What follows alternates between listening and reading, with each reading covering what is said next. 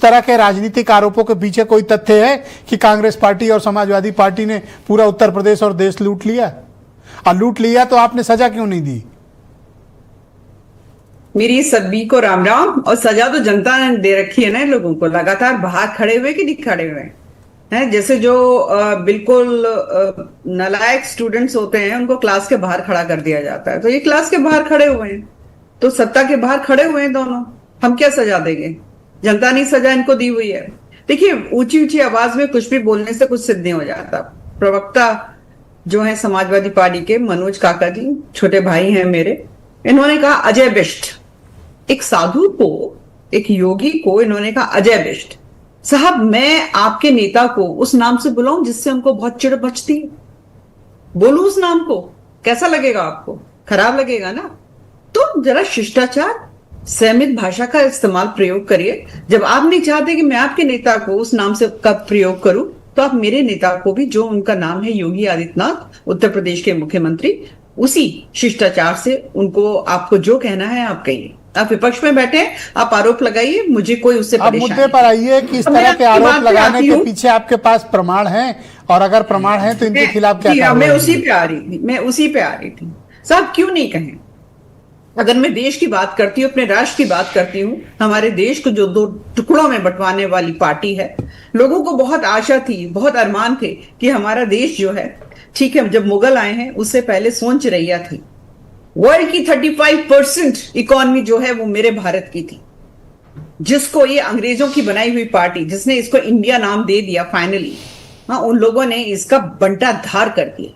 क्या ये गलत है? अगर मैं कांग्रेस की बात करती हूँ, jeep scandal, Mundra scandal, Nagarwala scandal, Bofors scandal, Haryana mining scandal, urea scandal, तेल की stamp scandal, Commonwealth scandal, 2G scandal, coal scam scandal, Agusta Westland helicopter scandal, National Herald scandal, कितने स्कैंडल्स गिनाऊं?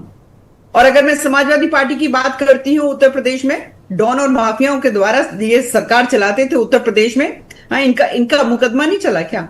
डिस्प्रोपोर्शनेट एसेट्स के ऊपर इनका मुकदमा नहीं चला क्या? गन्ना भुगतान में इन्होंने घोटाला नहीं किया क्या? हाँ, खनन घोटाला नहीं किया क्या? अनेकों अनेक योजनाओं में घोटाले नहीं किए क्या? तो जब ये इतने घोटाले करेंगे, हाँ, इनके नेता राजीव गांधी जी ने स्वयं कहा था कि 1 रुपया दो तो 15 पैसे पहुंच पाते हैं बेनिफिशियरी के पास। तो वो लोग जो खुद एडमिट करते हैं, तो देश को लूटा कि नहीं लूटा? अभी जो कांग्रेस के प्रवक्ता हैं, दुनिया भर की बात कर रहे थे, 2.14 ट्रिलियन की इकोनॉमी बता रहे थे 2014 में। पहली बात तो 2.04 ट्रिलियन इकोनॉमी थी, ठीक है। और दूसरी बात यह है, हम फ्रेजाइल 5 में थे 2014 में। 2024 में आज जब हम आकर खड़े हुए, अब तो 2025 चल रहा है, तो हम जो है bright spot of economy world में जाने लग गए। हम 5th स्ट्रॉन्गेस्ट इकोनॉमी बन गए वर्ल्ड की। जीडीपी में हमारी 3rd पोजीशन है यूएसए और चाइना के बाद। मुगलों से और अंग्रेजों से करना ठीक है?